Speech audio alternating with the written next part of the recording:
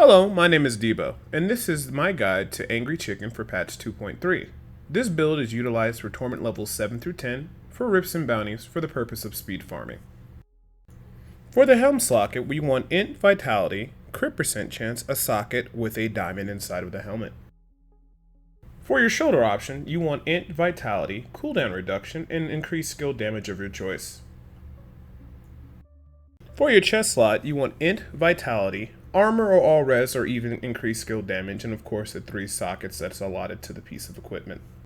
For your necklace option, you want critical percent chance, critical damage, and cooldown reduction with the socket. Alternatively, if you're using a Hellfire, the passive that you want to have is Gruesome Feast. For your bracers, you want int vitality, critical percent chance, and increased poison damage. For your glove option, you want int, critical percent chance, critical damage, and cooldown reduction. For your belt, you want int vitality, life percent or armor, and then of course you want to optimally get an 8% cooldown reduction on the vigilante belt. Generally speaking, for your focus and restraint combo on both your rings, you want them to be int, critical percent chance, critical damage, and socket. However, if you run into certain situations where you're still looking for good rolls, cooldown reduction and critical damage is also a fairly good combination, or vice versa. For your pants option, you want int vitality. You can choose either armor, all resistance, or increased court spider damage. Any of those are decent options. For your boots, you want int vitality, armor, and you got a choice between getting all resistance or getting health regeneration to combo in with your wild gildebeest gizzard. For your management carving knife, you want int, increased percent damage, cooldown reduction, and of course a socket. For your Manajuma Gory Fetch, you want to make sure you have int vitality, critical percent chance, and you also want to make sure that you also have cooldown reduction. For my legendary gem options, I use Bane of the Powerful for an increased 20% damage effect that lasts a long time and increased damage versus elites. For survivability, I use Wild Gildebeest Gizzard, which provides me a regeneration shield when I've been out of combat for 4 seconds, and also provides me a substantial amount of health regen. And then I also like to use Bane of the Trap, which is basically a general overall just damage increase for the build. If you take a look here, you can go ahead and see my overall sheet DPS and what stats I'm working with. The main thing that you want to utilize when you're building this build is that cooldown reduction is very important. The lower your Hex Angry Chickens on cooldown, the more things you can actually do and the more damage you can output. But just having balanced stats overall with cooldown reduction, your Paragon points, Graven Justice, and whenever you can fit it is generally more than enough to get the build flowing pretty well. My cube options are as follows. Furnace for the additional damage to the Rift Guardian to the Elite, so I can possibly one-shot them or just do major damage. Kingly Oryx Crown, so I can increase the effect of the cooldown reduction that my diamonds providing me inside of my helmet. More cooldown reduction means more Hex Angry Chickens explosions. And also, last but not least, Convention of Elements, so that, again, it helps with doing additional damage and also providing us some one-shot capabilities versus the Rift Guardians and some elites. Alright, for the fun part, the skills. We're using Haunt with Poison Spirit to trigger the 1/2 of our Focus and Restraint combo. So Court Spider, Spider Queen will trigger our second part, so we'll get that increased damage. The Haunt is really good because it increases damage to the elites, and just in case you don't kill them in the first shot, that extra increased damage will help you out. We're using Spirit Walk with Jaunt, so we can basically have some type of mitigation or escape in case something happens. You can Spirit Walk before you go into chicken form. Or you can do it afterwards just in case there's an explosion or you might get hit by something. We're using Mass Confusion with Paranoia so that in situations where the elite doesn't die in the first Hex Angry Chicken explosion, we can hit them with the Mass Confusion, drop a Haunt, drop a Piranhas or Paranado as you see the next skill, to increase the damage done to that target so that next time we use our Hex Angry Chicken explosion, the elite will definitely die. And of course, for the Hex rune, since it's the main focus of the build, the Angry Chicken build, of course you have to use Hex Angry Chicken. That damage is getting amplified by the Akar set and then also the Manajuma Carving Knife set, which will basically increase what I think 800% from the I think 800 is 1,000% altogether increased damage to that skill. Not to mention your chicken form, you can stay in there for 15 seconds. And also when you kill an enemy with the chicken explosion, it kind of works like exploding palm and sets off a chain reaction. Passives are pretty straightforward for this build. Pierce the Veil, that's a no-brainer. Confidence Ritual, Both of those are just basically really good damage boost. Spirit Vessel for more survivability, because we always love that, because, you know, the Hex Angry Chicken goes ham doesn't necessarily mean it's invincible, so Spirit Vessel definitely helps out a lot.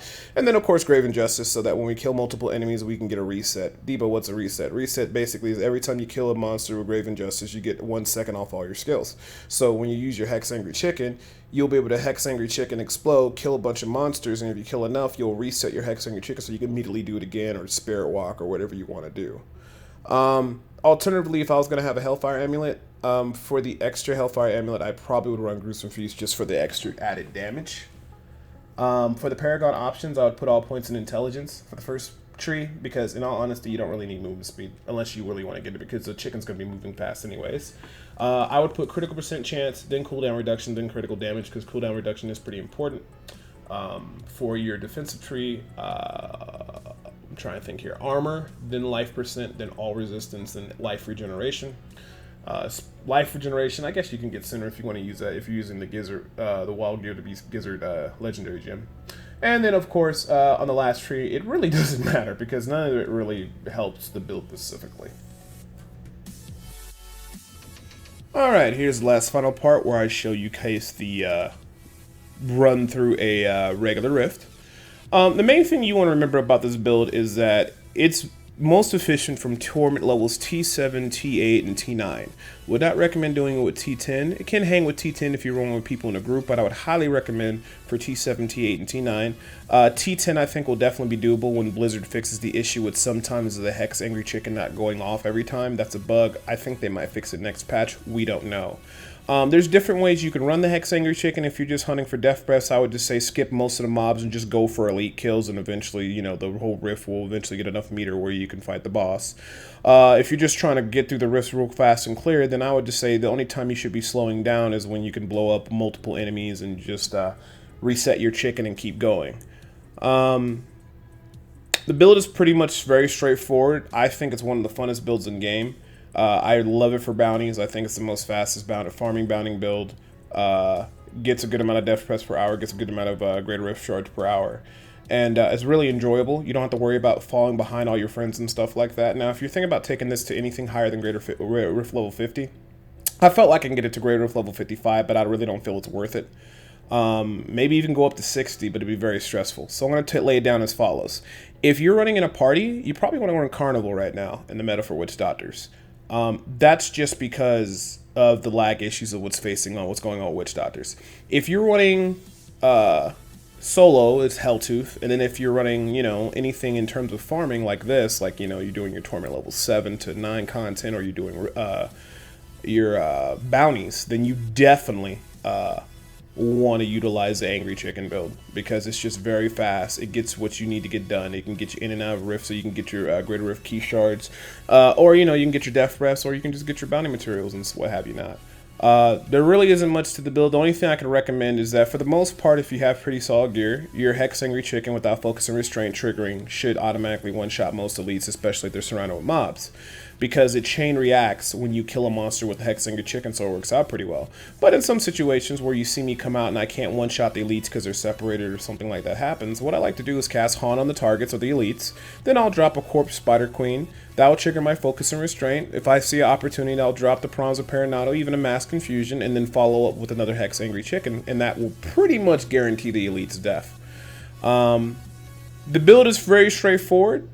The more better gear you get, the course, the more survivability, more easier it is. I do have some pretty decently leveled gems, so that's very important too. So if you're actually going to make this set, it starts off kind of slow, but then it builds into something so much more powerful than that. If you don't have a furnace, you can always use an Ingoyam for the weapon, for the cube option. If you do not have a Leorish Crown or you don't want to use it, Grim Reaper is also very good for this.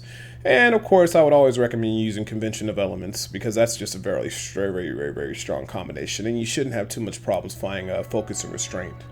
Outside of all this, I hope you guys liked the video, and I hope you guys liked the guide. If you guys appreciate these videos or like this kind of stuff, share it on Google+, share it with your friends, and make sure you guys hit that like and subscribe button. And if you want to also check out, I have a video listed here, I'll put it in the annotations, where it just shows you how the Angry Chicken does on T7 for rift farming for clearing all 5 acts. I'll go ahead and link that up there too. But as always, I appreciate you guys watching the videos. I'm Debo, and I'm out.